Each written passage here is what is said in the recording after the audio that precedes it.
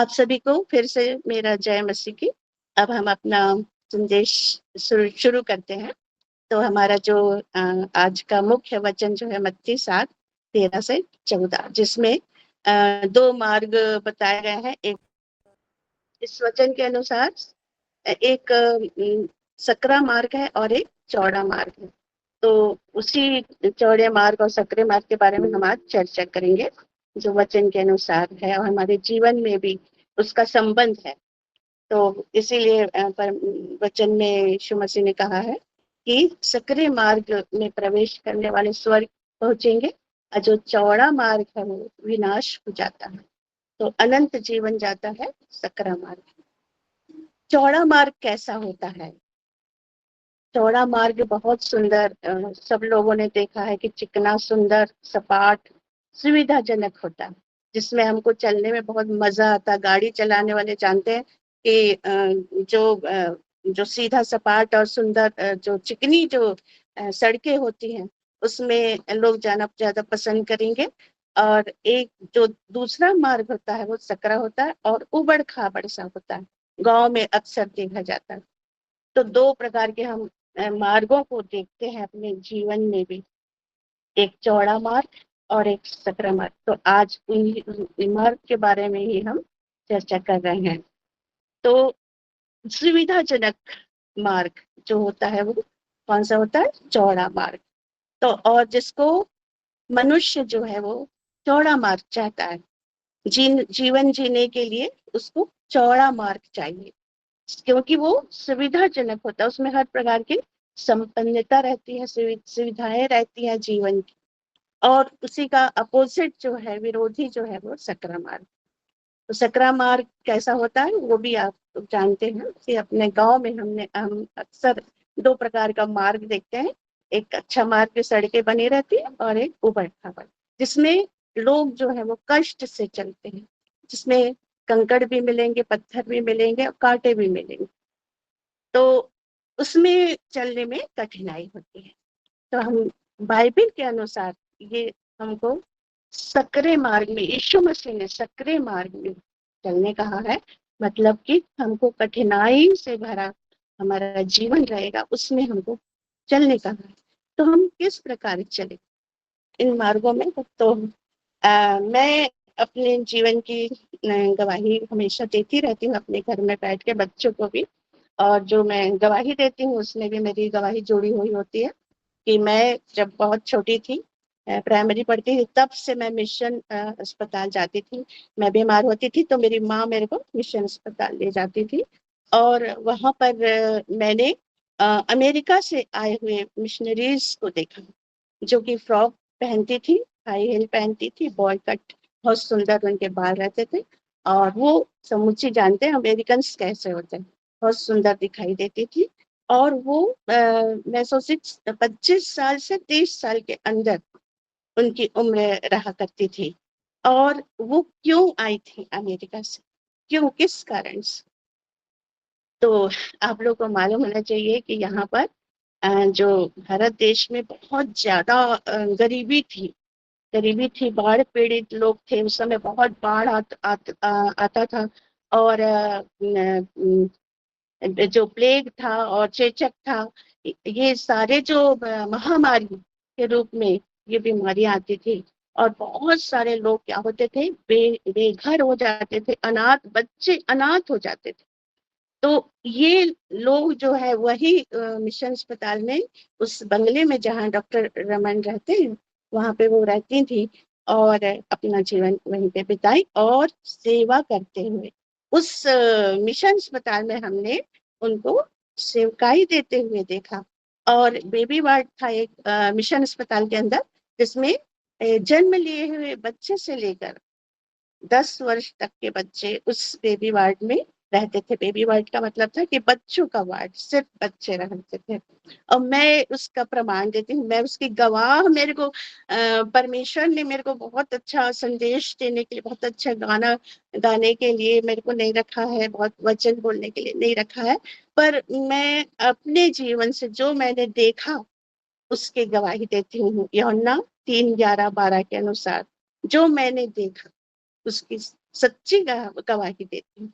तो उन मिशनरीज को इतनी खूबसूरत, इतनी जवान, इतनी सुंदर, वो भी अमेरिका देश से अपना ऐश्वर्य, अपना वैभव, अपना सब कुछ छोड़ के सेवा करने के लिए वहां पर आई थी। और उस मिशन अस्पताल को आज भी हम देखते पूरी रीति से। जो लाल बिल्डिंग है जिसको रिपेयरिंग करा के संचालक जी ने बहुत सुंदर अभी बना दिया है, रहने लायक। वहाँ पे संडे स्कूल लगता है, बहुत सारे लोगों का सहारा बन गया है, वही हॉस्पिटल। तो आज भी वो प्रमाण के रूप में खड़ा हुआ। तो ये था सकरा मार्ग। और कैसे मिशनरीज आए और सकरे मार्ग में प्रवेश किए, कठिनाई वाले जीवन को चुने, ऐश्वर्य छोड़ के, वैभव छोड़ के कठिनाई का जीवन जीना उन्होंने पसंद किया। हम लूका 16 के अनुसार धनी और लाजर की कहानी जानते हैं कि किस प्रकार धनी मनुष्य जो था वो, उसके पास सब कुछ था, ऐश्वर्य था, वैभव था, अच्छे कपड़े, अच्छा भोजन, अच्छा सब कुछ। और इसके विपरीत लाजर के पास कुछ नहीं था, और वो खाना भी नहीं रहता था, उसके पास एक वक्त का भोजन नहीं रहता था। तो लोग जानते थे कि ये तो राजा बहुत अच्छा अच्छा भोजन करता है, तो उसके घर के सामने उसको छोड़ दिया जाता था। और उसकी हालत बहुत खराब थी। उसके लिखा हुआ है उसके शरीर में फोड़े थे, और वो बहुत ज्यादा उसकी दयनीय स्थिति थी। तो वो जूठा जो था, वो जो चूर चार था, राजा का बचता था, तो नौकर सोचते थे कि इस भूखे को मिल जाए, और लोग वहां पे उसको छोड़ छोड़ देते थे, और नौकर लोग तो उसको खाना देते थे।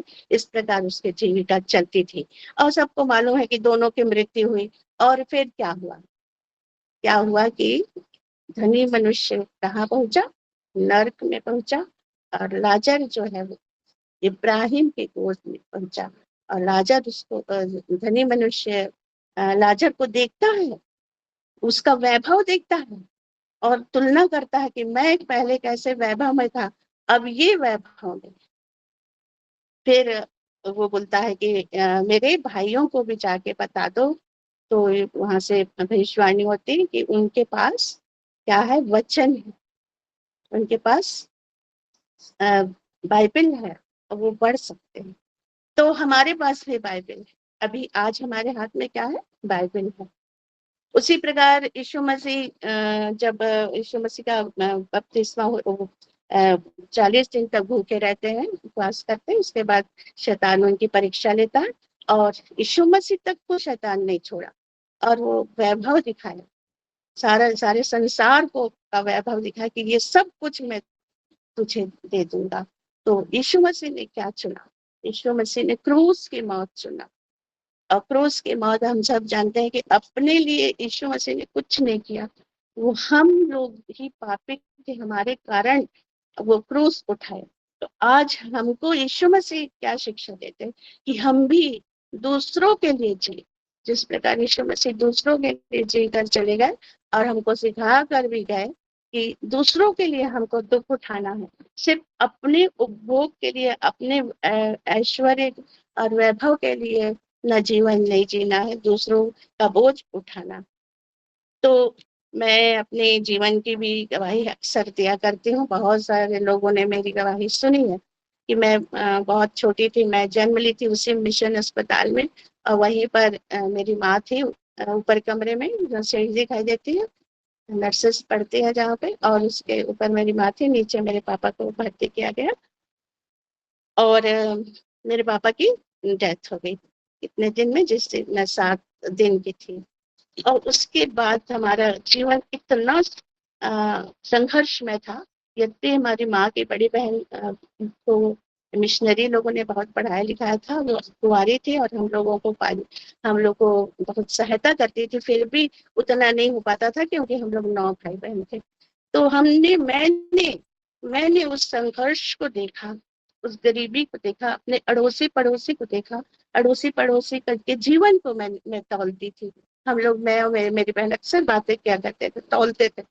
पर हम प्रभु का अनुग्रह हमारी निर्बलता में था, और हमको निर्बलता में हमको सामर्थ्य देता था, और हम एजुकेटेड हुए, हम सब भाई बहन, परमेश्वर की दया से हम सब भाई बहनों को अच्छी नौकरी मिली, गवर्नमेंट सर्विस मिली और सब अच्छे से सबका जीवन रहा।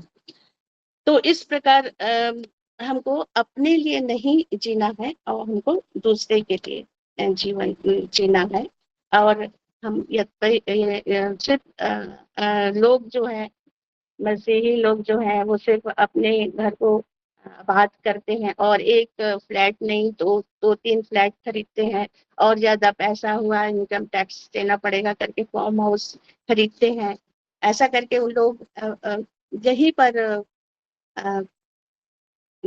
सोचते हैं कि यही हमारा जीवन है और अनंत जीवन की तैयारी नहीं करते। लेकिन हमको सक्रिय मार्ग में प्रवेश करना है और अनंत जीवन की तैयारी करना है, और इसी वचन के अनुसार। और यीशु मसीह ने ये भी कहा कि पहले, मत्ती 6:33 में, पहले मेरे धर्म और राज्य की खोज करो, फिर तुम्हें मैं सब वस्तुएं। परमेश्वर जानता है हमारी आवश्यकता क्या है। वो उसको मालूम है कि मेरे पास घर नहीं है, ये मेरे पास कपड़े नहीं, हमारे पास कपड़े नहीं रहते, तो उसको हर हमारी चिंता है।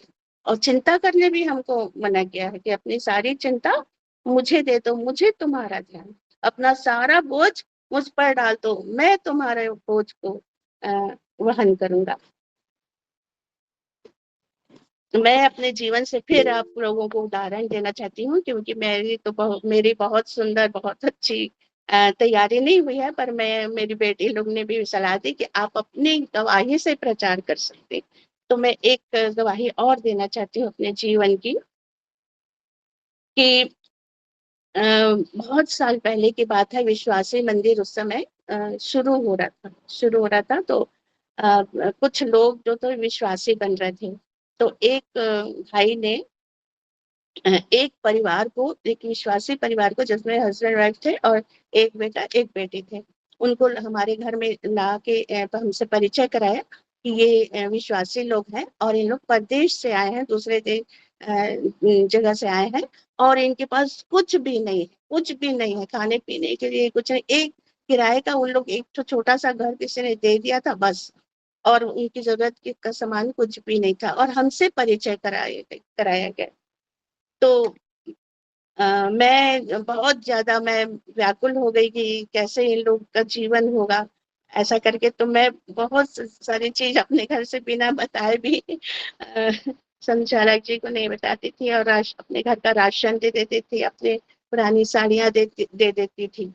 और वही जो विश्वासी जो है इंसान, फिर आगे बढ़ के उनको अंकल ने सिखाया, समझाया, बाइबल पढ़ाया, प्रार्थना करना सिखाया। और फिर बाद में वो घर घर में जाके प्रार्थना करने लगे, वचन सुनाने लगे, और उनकी प्रार्थना से सब पूरा हो जाता था। प्रार्थना परमेश्वर सुनता था। इस प्रकार वो आगे बढ़ते चला गया और उसके पास सब कुछ हो गया।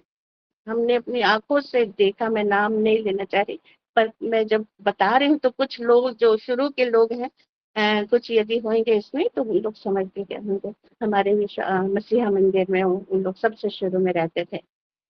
तो इस प्रकार हम लोग, फिर एक लड़की थी, एक विश्वासी लड़की थी जिसको हमने प्रचार किया था, हमारे घर के सामने रहती थी। तो वो बच्चे जो थी, उसका पिता नहीं था, उसके फादर नहीं थे, माँ भर थी। और वो बच्चे की तबीयत है, हमारे घर में आना जाना करती थी, घर के सामने किराए से रहते थे। तो मेरे घर में आके वो मेरी मदद करती थी बच्ची। तो वो एक बार बीमार पड़ गई। बीमार इतनी पड़ी कि उसका ब्लड 5 ग्राम हो गया, और डॉक्टर बोलने लगे कि इसको तो ब्लड चढ़ेगा करके। तो और कोई भी उनके परिवार का एक जन तैयार नहीं ब्लड की व्यवस्था करने में और पैसे से सहायता करने में।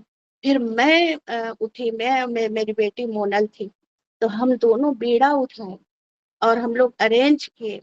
एक उसी समय सुनैना बेटी भी थी, शुरू में की बात बता रही हूँ, और उससे सहायता लेके हम उस बच्चे को ब्लड चढ़ाए।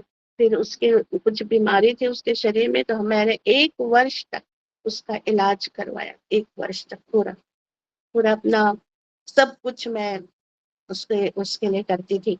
और फिर वो एकदम अच्छी हो गई। वो विश्वासी है, अभी तक यहाँ नहीं रहती है, कहीं और रहती, पर अभी तक उन लोग विश्वासी है। और वो उसके घर में सतावा भी होता है कि मूर्ति पूजा, उसकी सास सताती है कि मूर्ति पूजा कर, लेकिन वो नहीं करती। तो इस प्रकार से हम अपने जीवन में काम कर सकते हैं। फिर हमारा जो घर है वो भी घर के का वो जो वातावरण है उसके सामने बहुत सारे लोग रहते हैं। और मैं घर में रह के इस घर में को हम बहुत आशीषित समझते हैं कि हमारे पूर्वजों का घर है, हमारे सास ससुर का घर है, जो हमको मिला है परमेश्वर की आशीष से, परमेश्वर के आश्चर्य कर्म से कहना चाहिए। कि अगर समय मिलेगा कभी जीवन में तो मैं इसकी हिस्ट्री भी बता सकती हूँ गवाही के रूप में। तो ये इस घर में रह के हम बहुत खुश हैं, बहुत आनंदित हैं, क्योंकि यहाँ पर हाँ से ही विश्वासी मंदिर खुला है, मसीहा मंदिर खुला है। यहाँ यहीं से प्रार्थना शुरू की गई, लोग आना शुरू करे इस घर में। 5-6 जन आते थे और यहीं से फिर लोग बढ़ते चले गए, बढ़ते चले गए। और आज इतनी भीड़ है। और हमारे घर के सामने जो कुछ बहनें रहती हैं वो मेरी एज की हैं। और कुछ भी होता शरीर में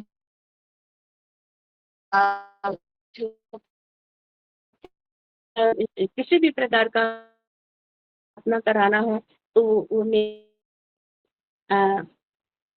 प्रार्थना करवाते हैं।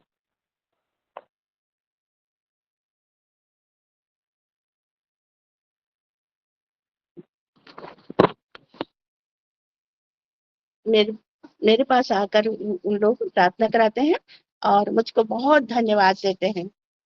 तो मैं इस घर में हम लोग बहुत आनंदित हैं, क्योंकि हम लोग यदि कहीं और घर बनवाते और खूब अच्छा आलीशान, इस घर से आलीशान घर में रहते तो ये वातावरण नहीं मिलता। और यहाँ पर जैसे हम काम करते हैं प्रभु का, वो काम करने के लिए मुझको भी घर बैठे प्रभु का मैं काम कर रही हूँ, वो आनंद नहीं मिलता मेरे को, वो खुशी नहीं मिलती और मैं कर भी नहीं पाती।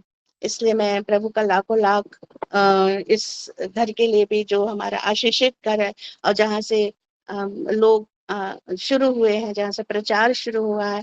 और आज आप लोग देख रहे हो कि कितनी विश्वासी मंदिर में कितने लोग आते चले जा रहे हैं। इतने लोग भूखे प्यासे आत्मा आती है। और वहाँ पे सवेरे से लोग आते हैं और बहुत सारे लोग समर्पित होके काम कर रहे हैं। वहाँ भी मिशनरी के रूप में बेटियां भी, बहनें और संगत संचालक जी और उनके संग और भी बहुत सारे भाई बेटे लोग, सब लोग काम कर रहे हैं। एक मिशनरी लोग के समान उन लोग भी कार्य कर रहे हैं और बहुत सारे आत्माओं को बचा रहे हैं। और बहुत बड़ा काम वहां पर परमेश्वर का हो रहा है। जो सकरा मार्ग है, कई लोगों ने तो शादी नहीं की है, यहाँ पे भी कुंवारी हैं और शादी ना करके अपने जीवन को उन मिशनरियों के समान बिता रही हैं। और प्रभु उन लोग को बहुत बहुत बहुत आशीष देगा, बहुत आशीषित होंगे सब। और सबसे बड़ी बात, वो सकरा मार्ग उन्होंने चुना, मिशनरी लोग के समान उन्होंने सकरा मार्ग चुना, तो जरूर पर अनंत जीवन के भागी होंगे। जरूर है कि उनको अनंत जीवन मिलेगा। तो अब मैं ये बोलना चाहती हूँ कि फिलिपियो 3:14 के अनुसार पौलुस बोलता है कि अ, मैं उस निशाने की ओर दौड़ा चला जाता हूँ ताकि वह इनाम पाऊं जिसके लिए परमेश्वर ने मुझे मसीह यीशु में ऊपर बुलाया है। तो हम भी उस इनाम को पाना चाहते हैं और हम परमेश्वर के कार्य को अ, आगे तक बढ़ाना चाहते हैं और मृत्यु पर्यंत हम कोशिश में हैं, भरसक कोशिश में है कि परमेश्वर के कार्यों को करें। और हमारा पूरा परिवार और हमारे जितने लोग हैं विश्वासी मंदिर के, जितने अगुवे लोग हैं और संचालिका उप संचालिकाएं जो हैं और सब लोग जो हैं, कार्यकर्ता जो हैं, वो सब विश्वासी मंदिर के कार्य को आगे बढ़ा रहे हैं। और उन्होंने चौड़ा मार्ग नहीं चुना, उन्होंने कौन सा मार्ग चुना? सकरा मार्ग चुना। चुनौती भरा, संघर्ष भरा मार्ग है ये, कांटों भरा मार्ग है ये, जो सकरा मार्ग है। तो मैं एक गाना गाना चाहती हूँ, जो हमारे इसमें हमन गाना का गाबोन में 231 नंबर का गाना। गर ईशु को अपना कहना, जैसे कांटों की राहों पे चलना, और सच्चे मसीही बनना, संग क्रूस पे उसके मरना, जिंदा रहने की शक्ति ले लो, अपने यीशु को सब कुछ दो, क्योंकि उसी के द्वारा उद्धार पाना है, जीती आत्मा का दान उसे दो। हमको जीती आत्मा का दान देना है, और हमको कांटों के मार्ग में चलना। हमारा सीधा सपाट सुंदर मार्ग नहीं रहेगा, और वैभव से भरा हुआ बहुत सुंदर, ये भी बहुत सुंदर घर, बहुत सुंदर बगीचा, बहुत सुंदर कपड़े, बहुत सुंदर, यानी दुनिया के तमाम व्यक्तियों की चाह हमको, जो कार्य करता है, जो काम कर रहे हैं, उनको चाहत नहीं। अब जो एक बार वो काम करना शुरू कर दिया, तो वो करता रहेगा, वो कंटिन्यू करता रहेगा, क्योंकि उस मार्ग में, जो सकरा मार्ग उसने चुन लिया है, उसमें क्या है, कष्ट नहीं है, दुख नहीं है, मुसीबत नहीं, उसमें आनंद है। और कौन सा आनंद है? प्रभु का आनंद। प्रभु जो आनंद देता है, वो दुनिया हमको नहीं देगी। ये प्रभु जो हमको शांति देता है, वो हमको दुनिया नहीं देगी। इसलिए आप लोग भी कौन सा मार्ग चुनना चाहते हैं? सकरा मार्ग की चौड़ा मार्ग? आज हमारे पास प्रश्न है, दो मार्ग, एक विनाश की ओर ले जाने वाला, एक अनंत जीवन की ओर ले जाने वाला।